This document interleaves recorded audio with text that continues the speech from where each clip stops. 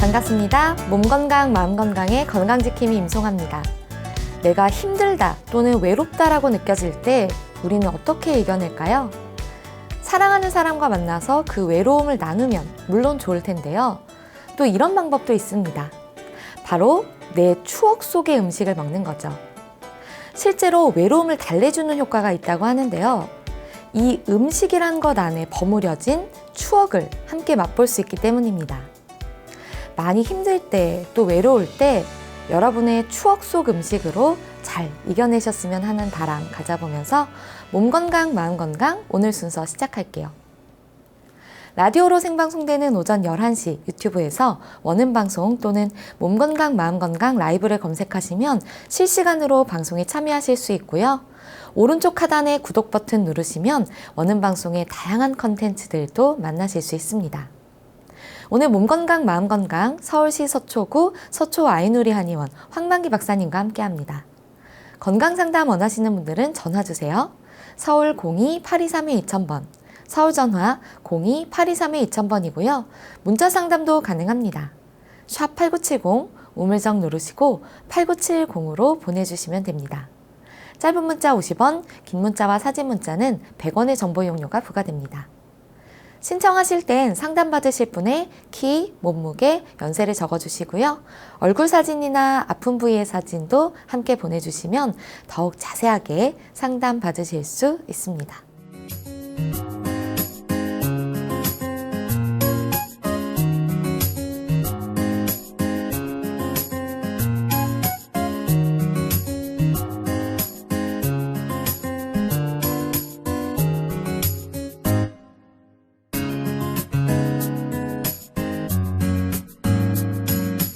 몸 건강, 마음 건강.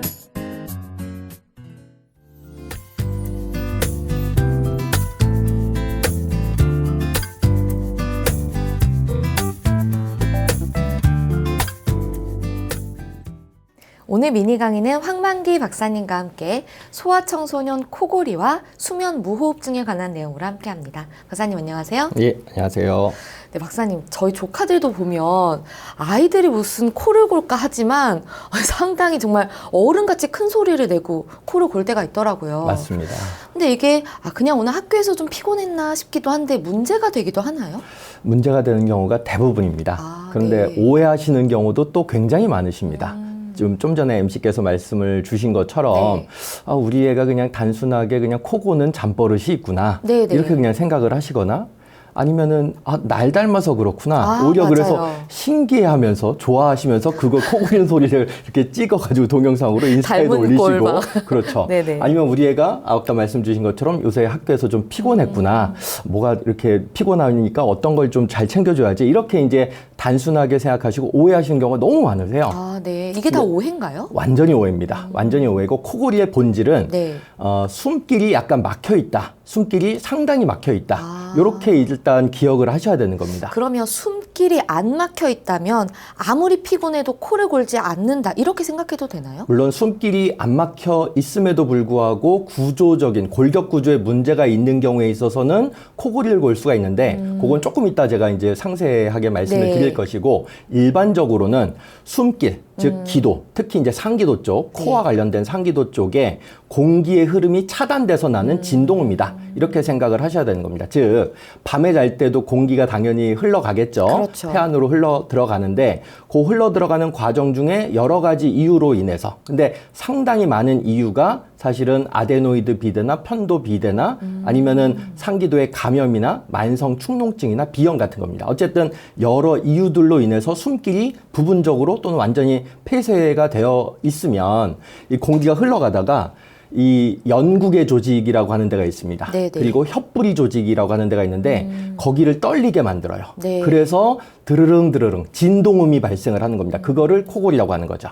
즉 아기들 같은 경우에는 소아청소년 같은 경우에는 코골이가 발생을 한다 그러면 상기도의 부분 폐쇄 또는 완전 폐쇄를 생각을 하셔야 되고 좀 전에 말씀드린 것처럼 반드시 뭔가 이렇게 숨길이 어느 정도는 막혀져 있다라고 이해를 하시는 게 정확한 코골이에 대한 이해이십니다. 네. 어쨌든 간 잘은 모르겠지만 기도가 막혀 있다고 하면 굉장히 심각한 문제를 초래할 수도 있을 것 같은데요. 오늘 주제가 소아청소년의 코골이잖아요. 맞습니다. 이게 성인 코골이와 좀 양상이 다른가요? 예, 특징이 세 가지로 요약이 될 수가 있는데요. 네.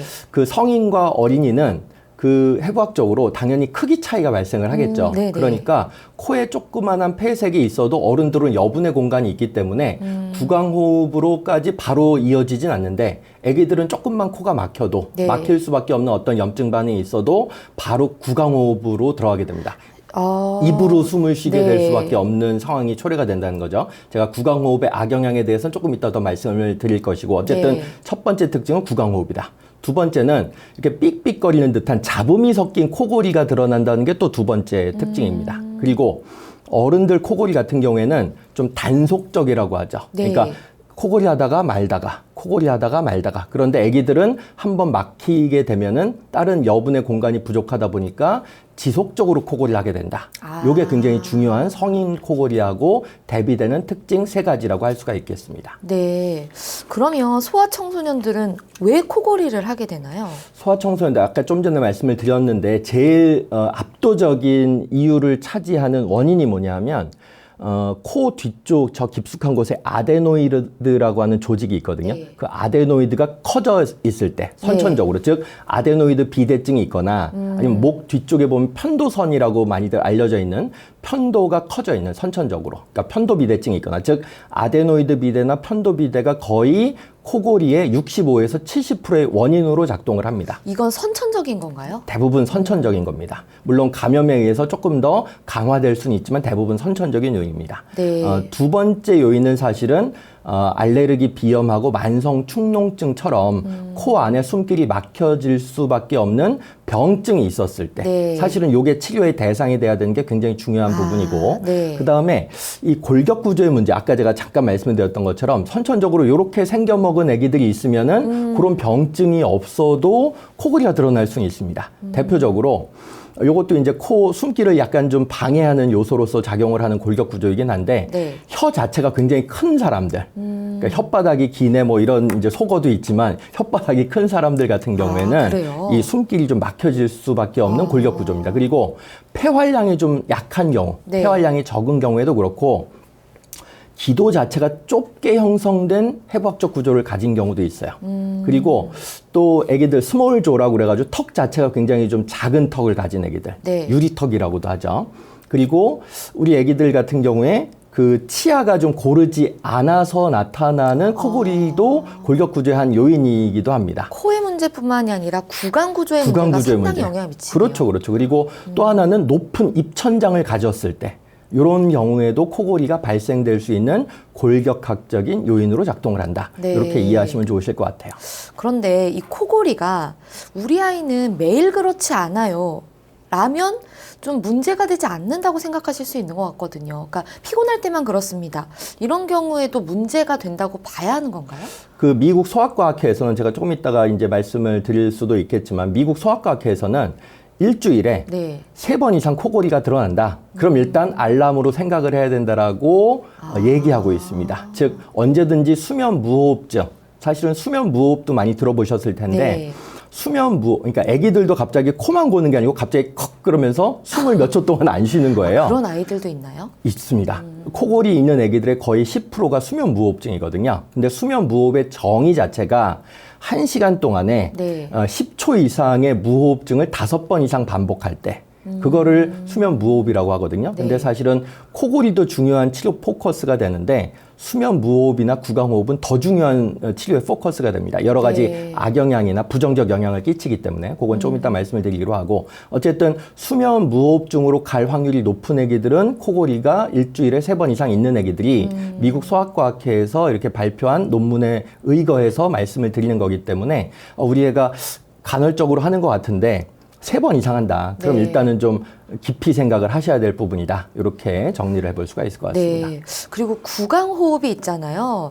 이게 코를 골진 않는데 입을 좀 벌리고 자는 아이들도 있거든요. 이것도 문제가 되나요? 그럼요. 그 구강호흡이 오히려 더 문제가 될 수가 있는데 구강호흡을 하게 되면 입을 벌리니까 네. 턱이 과도하게 힘을 받겠죠. 무리가 좀 갈 수 있고. 턱이 헬스를 하는 상황이 되는 겁니다. 그렇네요. 그러니까 턱이 과성장을 하게 되니까 돌출입이라든지 부정교합이라든지 마귀할멈상 같은 그런 이제 이렇게 턱이 주걱턱. 뾰족하게 주걱턱 같은 걸로 드러날 수 있는 그런 조건을 형성할 수 있는 게 바로 구강호흡입니다.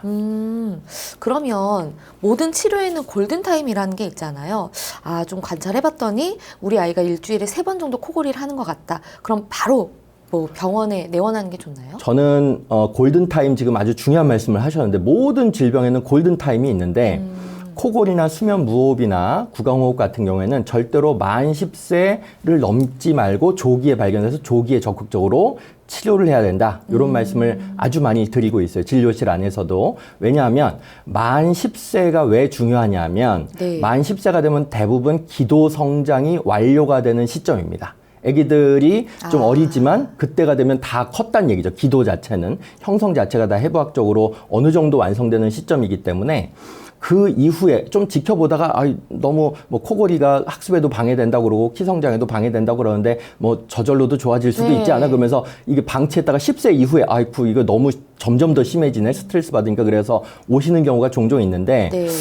좀 더 일찍 오셔야 됐었는데라는 안타까움이 속으로 이렇게 느껴지는 경우가 많습니다. 왜냐하면 네. 그 이후에 치료를 하게 되면 만 10세 이후에 치료를 하게 되면 치료는 하면 좋아는지는데 치료 시간이나 에너지가 너무 많이 들어요. 비용도 당연히 더 많이 들고 그리고 잘 치료에 반응도 잘 안 합니다. 그러니까 만 10세가 되기 전에는 조금 더 적극적으로 치료를 하셔야 되겠다. 이런 말씀을 꼭 드리고 싶습니다. 네.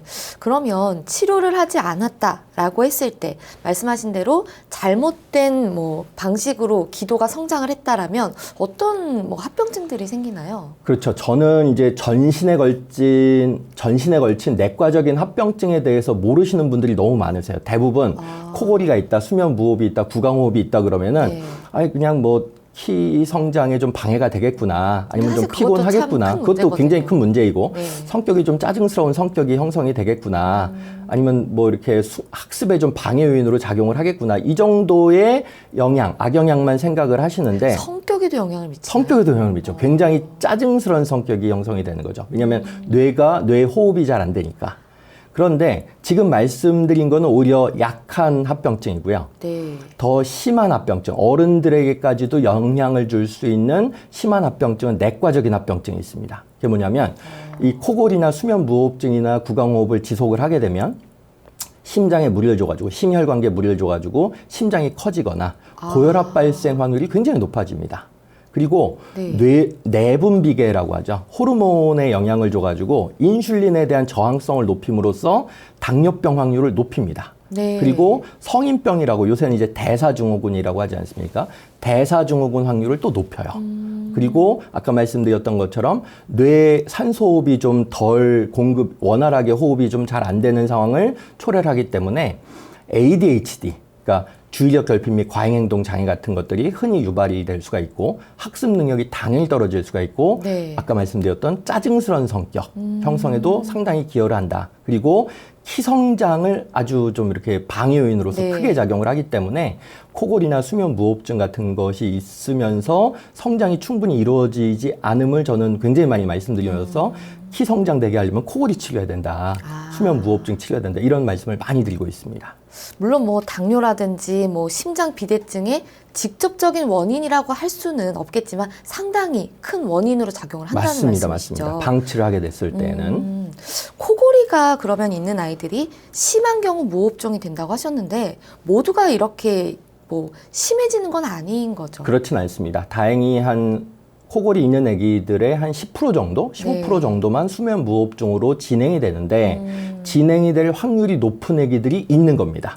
그런 확률 높은 아기들을 제가 좀 말씀을 드려보려고 하는데 네. 첫 번째가 아까 언급을 드렸던 것처럼 그 미국 소아과에서 경고했던 아기들 네. 그러니까 일주일에 3번 이상 코골이 있는 아기들은 반드시 수면 무호흡증으로 갈 확률이 높으니까 열심히 경과 관찰하고 조기에 또 치료해야 된다. 이게 이제 하나의 지침이 될 수가 있고 네. 두 번째는 이게 연관이 돼 있어? 라고 생각을 하시겠지만 연관이 아주 많이 돼 있는 수반 증상이 있습니다. 예를 들어서 코골이가 있으면서 네. 야뇨증이 있다던가 아니면 코골이가 있으면 전혀 생뚱맞지 않습니까? 네. 그런데 굉장히 상관성이 높아요. 그래서 어쨌든 코골이가 있으면서 야뇨증이 있다던가 코골이가 있으면서 중이염을 너무 잘 앓는 케이스거나 네. 예를 들어서 중이염 앓는 케이스 애기들 중에서 의학 용어가 다음과 같은 게 있습니다.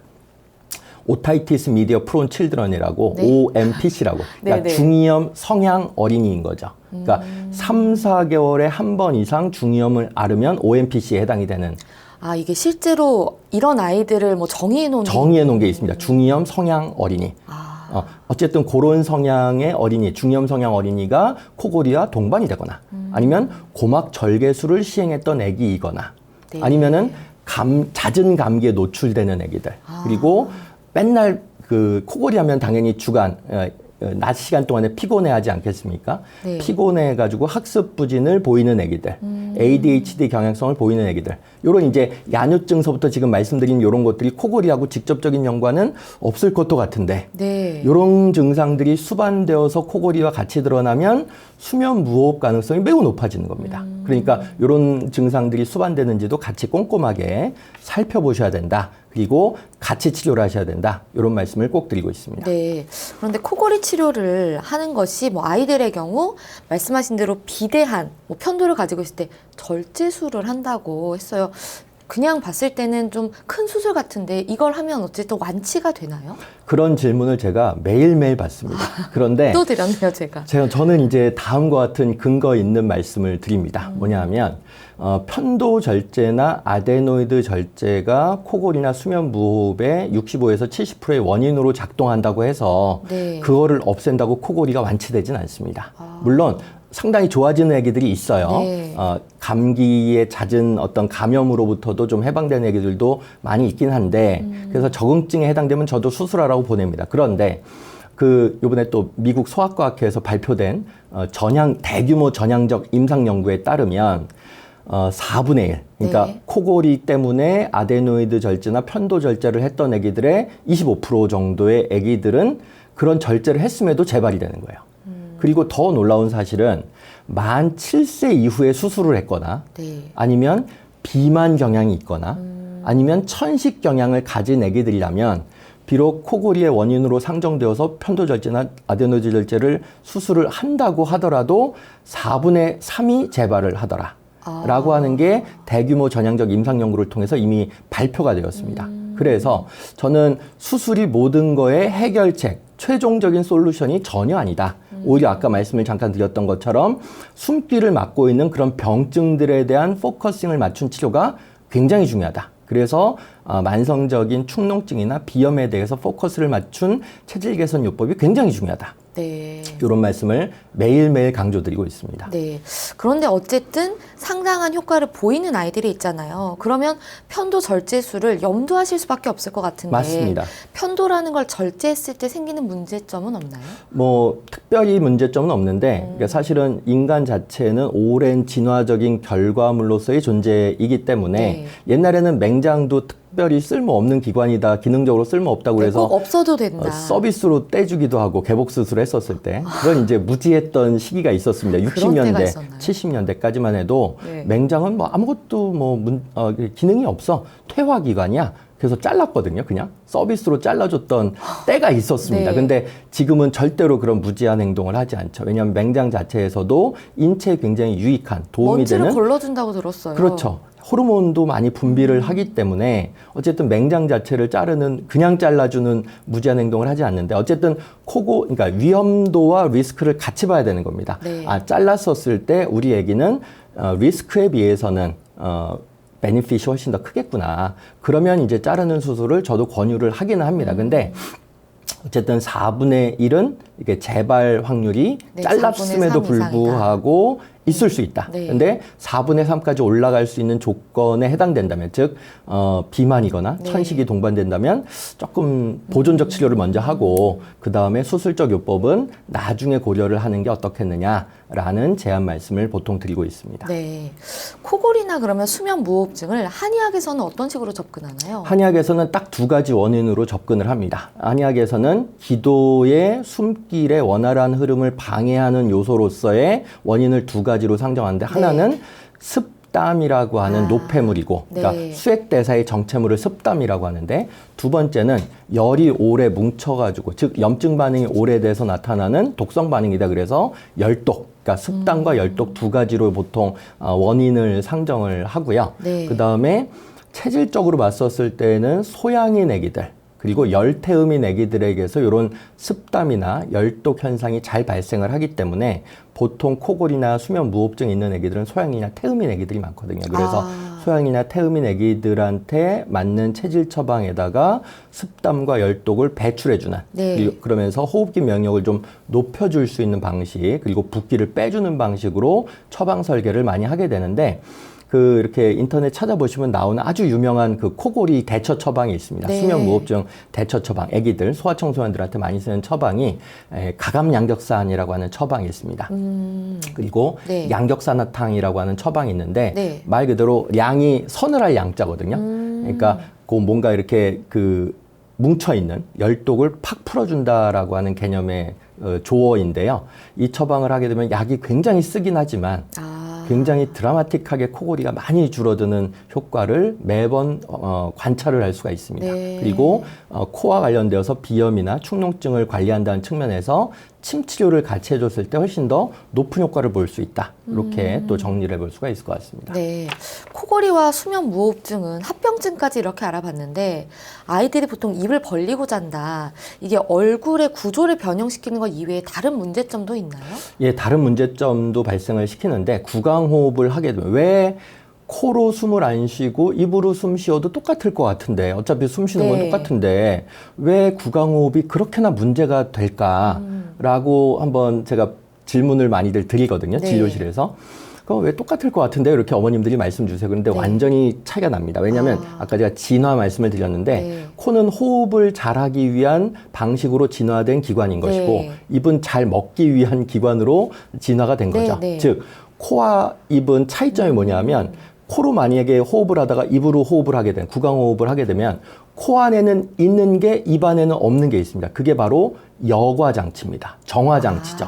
즉 코는 밖에 미세먼지도 많고 세균도 네. 많고 바이러스도 많고 먼지도 많은데 그런 것들을 폐로 넘어가기 전에 깨끗하게 걸러줘요. 여과장치, 정화장치로서의 기능을 비갑개들이 하고, 점막 여기 보면 섬모들이 다 있거든요. 네. 점막에 그런 것들이 다 걸러주고 흡착이 되게 해서 못 들어가게 하는데 입은 그런 쪽으로 진화된 기관이 아니다 보니까 네. 정화장치나 여과장치가 없죠. 즉 먼지나 세균, 바이러스가 그대로 침투하게 됩니다. 즉 그렇게 되면 당연히 충치라든지 잇몸 질환이 우선 많이 생길 수가 있고, 침이 이제 우리 몸에서 그런 면역 기능을 담당을 하는데 침이 그런 것들이 워낙 많이 들어오다 보니까 많이 마르겠죠. 입이 마르게 되고 혀에 태가 많이 끼게 되니까 네. 입냄새도 굉장히 많이 나는, 그런 이제 구강과 관련된 병증이 첫 번째, 구강호흡과 관련된 합병증이라 할 수 있고, 네. 두 번째는 호흡기 감염 확률이 확 높아집니다. 그러니까 여과되거나 정화되지 못한 그런 이물질들이 많이 들어올 뿐만 아니고, 코에는 있는데 입에는 없는 게 또 하나 있어요. 그게 어떤 뭐냐면 에어 컨디션 기능이 없습니다. 즉 코는 네. 찬 공기라 하더라도 그리고 건조한 공기라 하더라도 따뜻하게 만들어주고 수분하게 만들어주는 기능이 있거든요. 네. 에어 컨디셔닝 기능이 있는데 네. 입은 그런 게 하나도 없는 거죠. 즉 찬 바람을 불면 다 입으로 그냥 다 들어오는 거고, 건조한 기후가 있으면 다 직중하게 되는 네. 겁니다. 그러니까 당연히 호흡기 감염 확률이 높아지겠죠. 그러니까 편도염, 인후염, 기관지염, 폐렴 이런 것들이 상당히 많이 발생할 확률이 높아지게 됩니다. 그리고 또 이제 그런 감염에 의해서건 아니면은 그런 감염 때문에 몸이 시달리는 것과 관련된 스트레스 조건 때문이건 면역 기능이 흔들흔들해져요. 그러니까 면역이 되게 오바 반응을 하게 됩니다. 즉 네. 알러지, 비염이나 아토피가 발생되거나 증폭될 확률이 또 확 높아지는 겁니다. 네. 그게 세 번째 입으로 숨 쉬었을 때의 화병증. 그리고 아까 MC께서 지적 말씀을 주셨듯이 네 번째가 이렇게 마귀할멈 상이 네. 되어가는, 주걱턱이 되거나 돌출입이 되거나, 그리고 안면 비대칭이 되는 경우도 있고, 그다음에 턱이 막 이렇게 과성장해가지고 이렇게 부정교합 같은 것도 생길 수가 있고, TMJ 같은 것도 생길 수가 있고, 네. 통증, 두통이나 귀 앞에 통증, TMJ 부분의 통증 같은 것도 생길 수가 있다. TMJ라는 건 어떤 거죠? 여기 턱 관절에 이렇게 부정교합이 되게 되면 여기가 잘 안 맞아짐으로써 생겨지는 통증을 TMJ라고 보통 표현을 하는데 턱관절 질환인가요? 턱관절 통증입니다. 턱관절의 부정교합 때문에 발생하는 통증이다. 그걸 이제 보통 TMJ성 통증이라고 하는데 어쨌든 TMJ도 많이 발생을 시킬 수가 있습니다. 그러면 이제 하루 종일 뭔가 이렇게 시달리는 느낌, 왠지 불편한 느낌을 계속 가지게 되는 거죠. 그러니까 짜증도 더 많이 생길 수가 있고 성격도 약간 파탄까지는 아니지만 어쨌든 좀 예민한 성격이 형성이 될 수가 있다. 그리고 집중력도 당연히 떨어질 수가 있기 때문에 코골이나 수면 무호흡이나 구강호흡은 반드시 조기에 만 10세 이전에 치료를 해주셔야 되겠다. 이렇게 정리를 해볼 수가 있을 것 같습니다. 네. 그러면 다른 여러 가지 이물질들이 들어오면 면역력도 좀 떨어지나요? 면역 기능이 오히려 떨어진다는 표현도 맞긴 하지만 더 정확한 표현은 면역 기능이 과민해지는 오버 반응을 많이 하게 됩니다. 그러니까 별거 아닌 항원 항체에 대해서 A라는 논리값으로 항원이 들어왔었을 때 마이너스 A로 면역 반응이 일어나는 게 정상 면역 반응인데 A라는 항원이 들어왔었을 때 감작됐을 때 마이너스 A가 아니고 마이너스 A 제곱, 마이너스 A 세제곱, 마이너스 A 5제곱, 10제곱으로 내 몸이 오버 반응을 함으로써 내 몸의 점막 기능에 염증 반응이 나타나는 것. 그게 피부에 나타나면 아토피, 코에 나타나면 비염, 기관지에 나타나면 천식이라고 하는 겁니다. 그러니까 오히려 이런 구강호흡이나 이런 것들이 그런 면역학적인 오버 반응, 즉 알러지 반응을 굉장히 가속화시킬 수가 있다.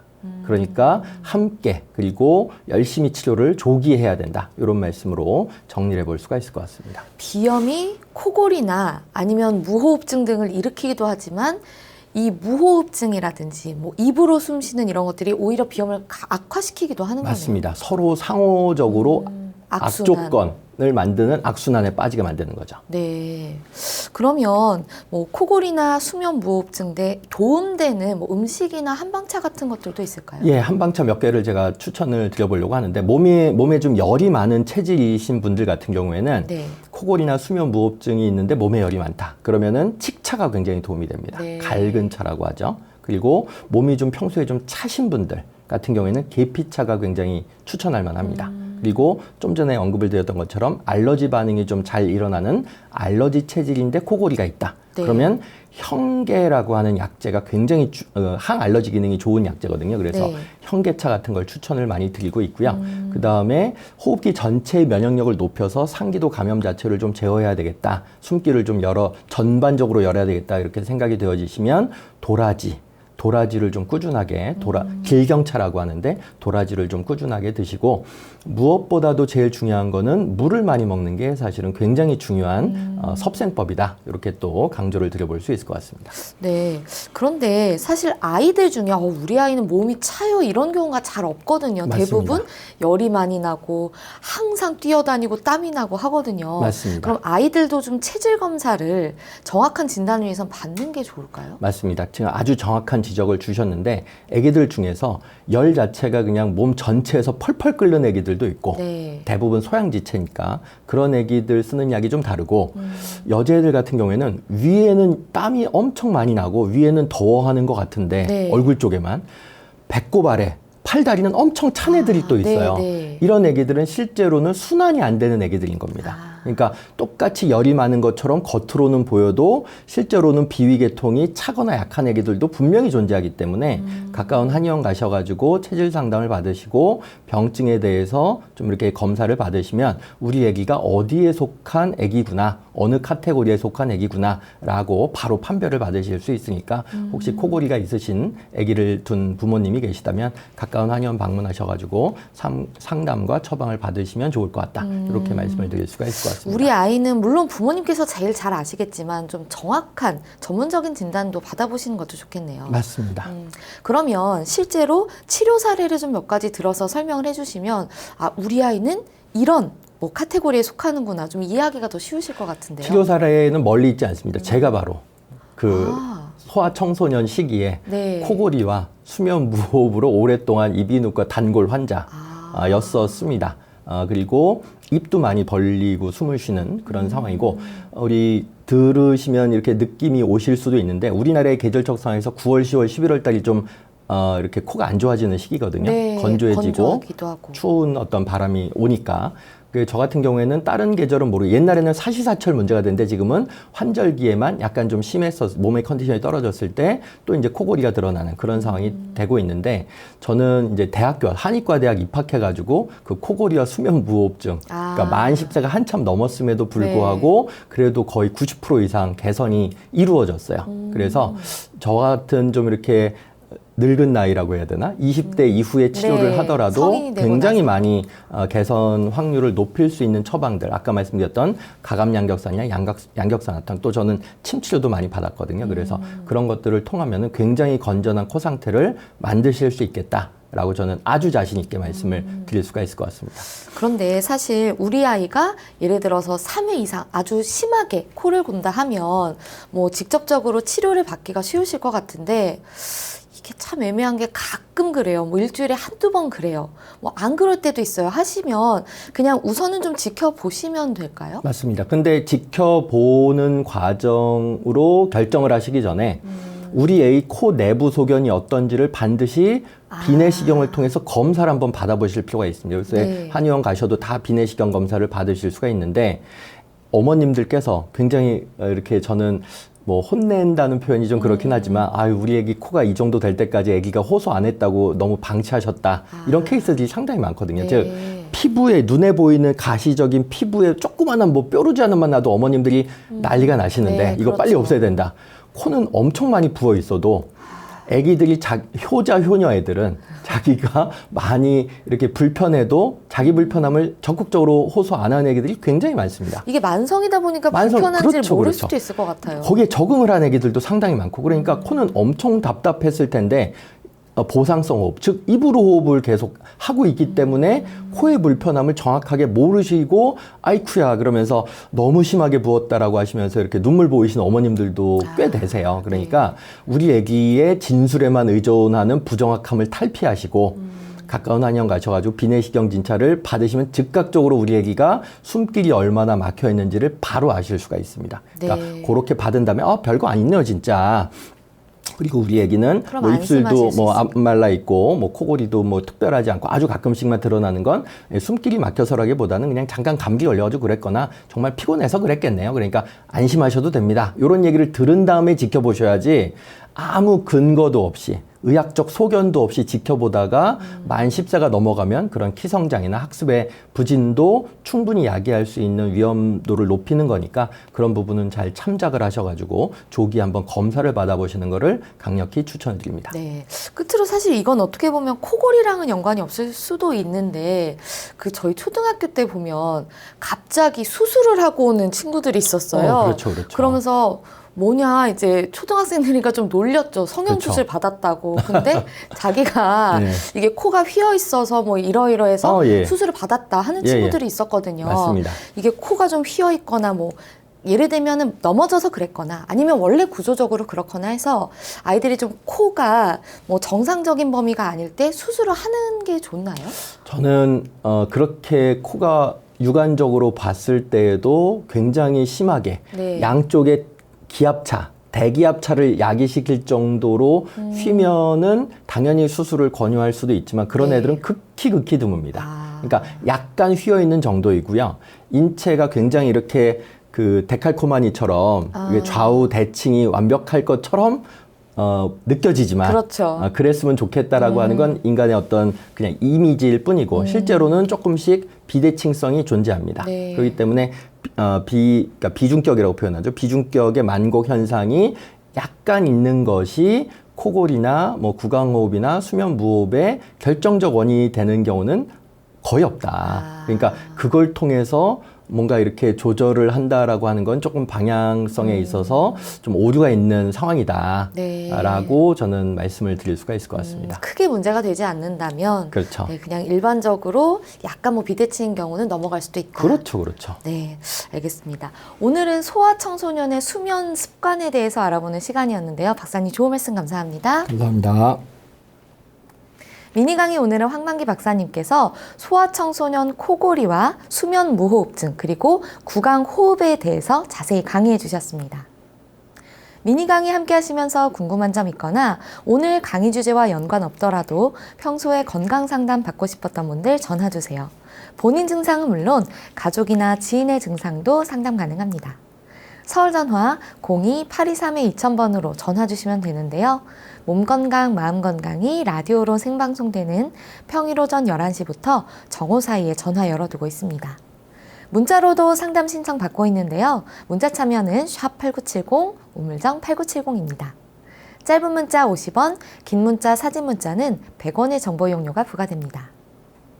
건강한 행복을 만나는 시간, 여러분은 지금 WBS 원음 방송 건강상담 프로그램 몸 건강, 마음 건강 함께하고 계십니다.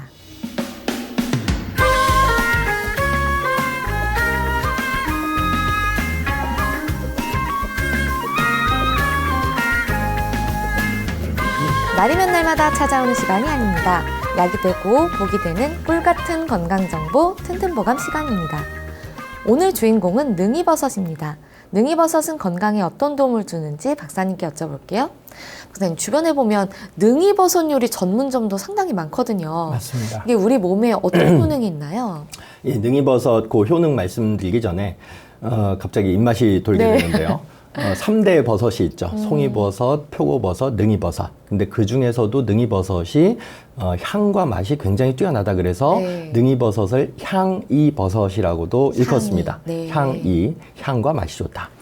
그리고 굴뚝버섯과에 속한 버섯인데요. 네. 이게 인공 재배가 아직은 어려운 상태입니다. 그래서 요즘 같은 9월이나 10월 같은 가을철에 산에서 채취로만 자연산으로만 채취가 가능한 게 능이버섯이다. 요즘이 제철인가요? 그렇습니다. 요즘이 딱 제철입니다. 그리고 저는 이제 효능을 몇 가지를 좀 정리를 해보려고 하는데 능이버섯은 호흡기 질환에 상당히 오랫동안 많이 썼던 한약재이기도 합니다. 네. 그래서 요즘처럼 이렇게 환절기, 감기, 특히 목감기 많이 걸리시는 분들 같은 경우에 호흡기 면역을 높여준다는 차원에서 음식으로 능이 음식으로 드시거나 아니면 능이 차 형태로 드시거나 했었을 때는 특히 이제 천식이나 기침을 많이 예방해주는 그런 효과도 이미 밝혀져 있기 때문에 네. 호흡기가 좀 예민하다 그러면 요즘 제철 음식인 능이 차, 능이 버섯을 좀 많이 드셨으면 좋겠다 이렇게 네. 말씀을 드려볼 수 있을 것 같고요.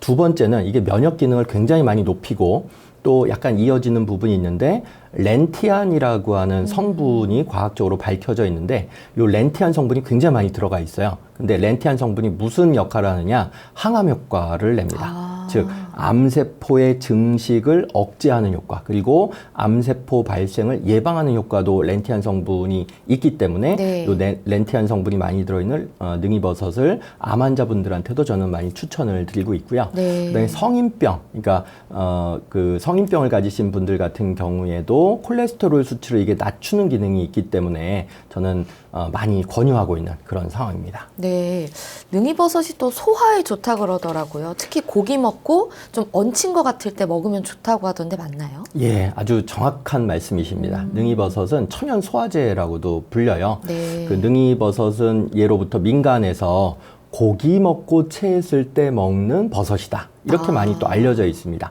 고기류는 그런데 아시다시피 단백질이 많이 함유가 되어 있지 네. 않습니까? 근데 단백질이 너무 과량 공급되었을 때 위가 좀 부담을 느끼는 경우가 가끔씩 생깁니다. 그러니까 고기 먹으면 늘 속이 안 좋고 체하고 더부룩하고 가스차고 설사하거나 이런 분들 같은 경우에 단백질을 굉장히 잘 이렇게 분해하는 네. 효소가 단백질이 프로틴 아니겠습니까? 네네. 단백질을 그래서 분해한다 그래서 프로테아제라고 합니다. 그러니까 프로테아제 성분이 이 능이버섯에 상당히 많이 들어가 있기 때문에 네. 고기 먹고 잘 체하시는 분들, 고기가 좀 부담스러우신 분들, 이런 분들한테는 능이버섯을 좀 고기하고 같이 곁들여서 드시면 좋겠다. 이런 말씀을 드리는데 네. 주의사항이 있습니다. 이런 네. 이제 능이버섯 자체는 단백질을 소화시키는데 굉장히 탁월하지만 이 조리를 반드시 하셔서 즉 익혀서 즉 화식으로 불화자 써가지고 화식으로 드셔야지 이런 효과들이 네. 쫙 다 나타나는 거지 생식으로 이걸 또 산에서 채취한 거 그대로 먹어야지 뭔가 자연산일 것 같고 네. 이게 뭔가 더 건강에 좋을 것 같고 마치 나는 자연인이다 스타일로 그냥 그대로 드시는 분들이 있으신데 네. 절대로 그러시면 안 됩니다. 왜냐하면 가끔씩 능이버섯 중독 현상 일으키시는 분들이 있거든요. 그리고 오히려 생으로 먹었을 때는 소화가 잘 안 됩니다. 그러니까 네. 생식은 절대로 하시지 마시고 화식으로 익혀서 조리하셔서 이렇게 드시게 되면 앞서 말씀드린 그런 좋은 건강상의 이점을 많이 누리실 수 있을 거다. 이렇게 정리를 해볼 수가 있을 것 같습니다. 보통 채소는 생으로 먹으라 이렇게 말하는데 능이버섯은 좀 경우가 다르네요. 그렇지 않습니다. 맞습니다. 알겠습니다. 네, 박사님 좋은 정보 감사합니다. 감사합니다. 튼튼보감 오늘은 능이버섯에 대해 전해드렸습니다.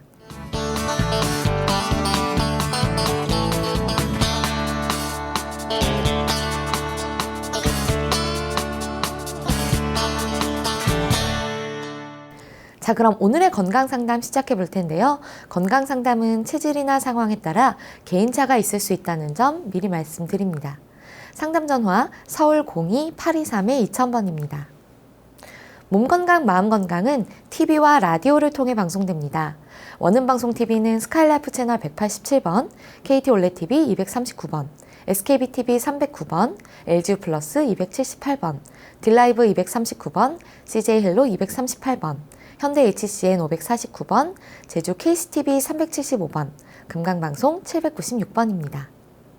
라디오는 서울 경기 FM 89.7, 부산 경남 104.9, 대구 경북 98.3, 광주 전남 107.9, 전북 충남 지역은 97.9MHz로 청취하실 수 있고요. 원음방송은 스마트폰으로도 만나실 수 있는데요. 플레이스토어나 앱스토어에서 원음방송 검색하시면 무료로 다운받으실 수 있습니다. 오늘은 그러면 황만기 박사님께서 친절한 상담 해드리겠습니다. 그럼 첫 번째 전화 받아보겠습니다. 여보세요? 여보세요? 네, 반갑습니다. 네네, 안녕하세요. 네, 본인 상담이신가요? 네, 네, 키와 몸무게 그리고 연세가 어떻게 되십니까? 162cm고요. 네, 몸무게 60kg, 네. 나이는 35살이요. 아, 네. 지금 제 옆에 황만기 박사님 계십니다. 편하게 상담 받아보세요. 안녕하세요. 네, 안녕하세요. 예, 반갑습니다. 어떤 문제로 연락을 주셨을까요? 저는 이 시기만 되면 지금 가을 환절기 때 예, 기침이 좀 너무 심해서 기침이. 네, 그래서 이제 그 알레르기 반응 검사 예, 받아봤는데 예. 별다른 이상은 없었는데 예, 항원 특별한 이상 증세를 보이는 항원은 못 발견하신 상태이시고요. 네네. 근데 굉장히 오래됐거든요. 거의 한 고등학교 때쯤부터. 고등학교 계속 때부터? 시기만. 네네. 그럼 거의 한 15년 이상 되신 거네요. 17년, 18년 정도 되신 거네요. 네네.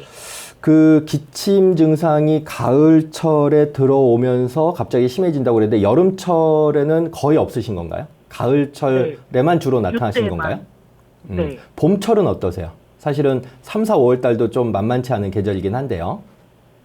근데 딱히 지금 생각이 나는, 봄에 이것 때문에 고생했다는 생각은 없는데, 예. 딱 이제 가을, 9월에서 10월 넘어가는 요때 매년 고생을 해서, 그러시군요. 네.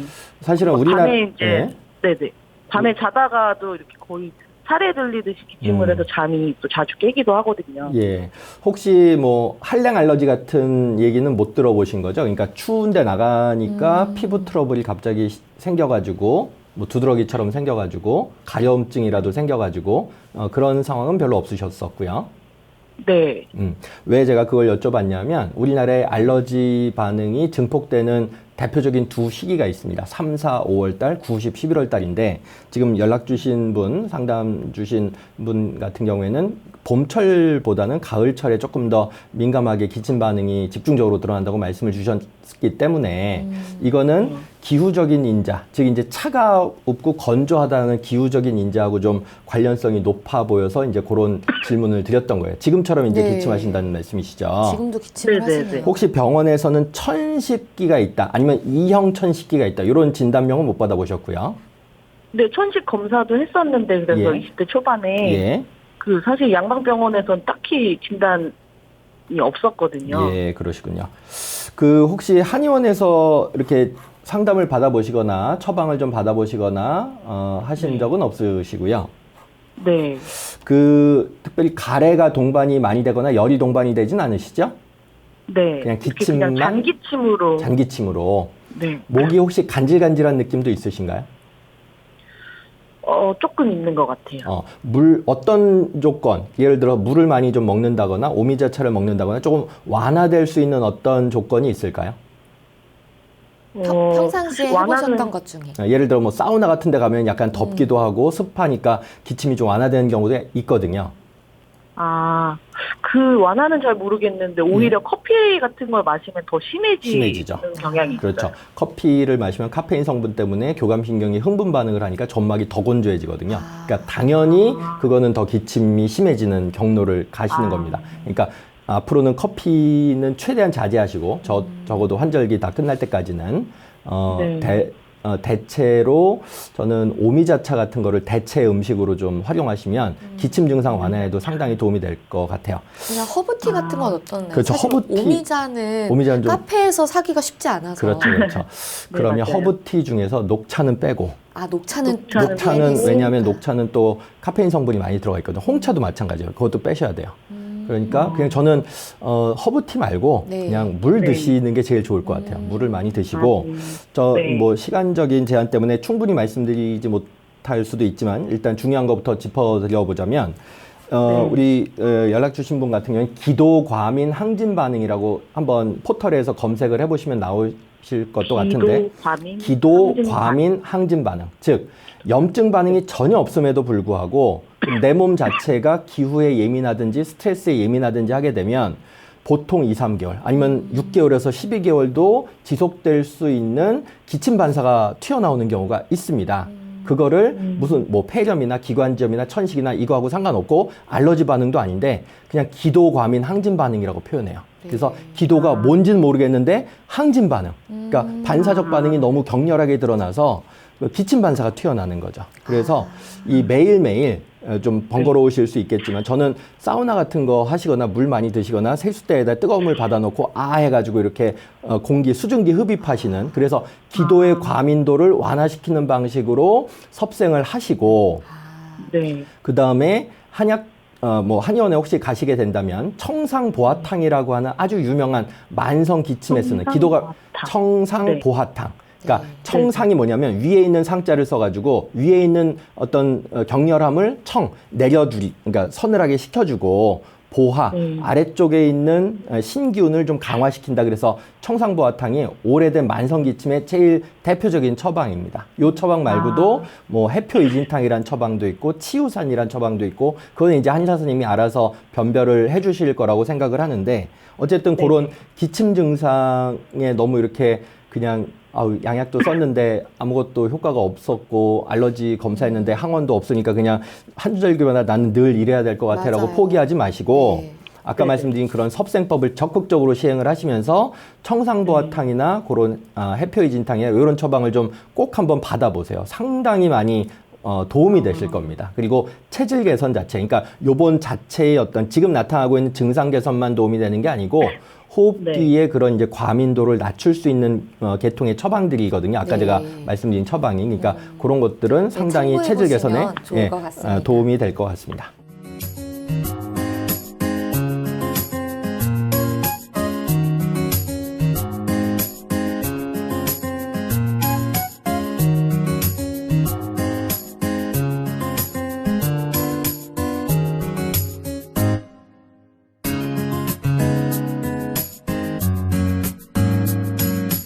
몸 건강, 마음 건강. 몸 건강, 마음 건강, 오늘은 황만기 박사님과 함께했습니다. 오늘도 좋은 말씀 감사합니다. 감사합니다. 다음 시간엔 한의사 손세민 원장님과 함께 할게요. 오늘도 건강한 하루 보내세요.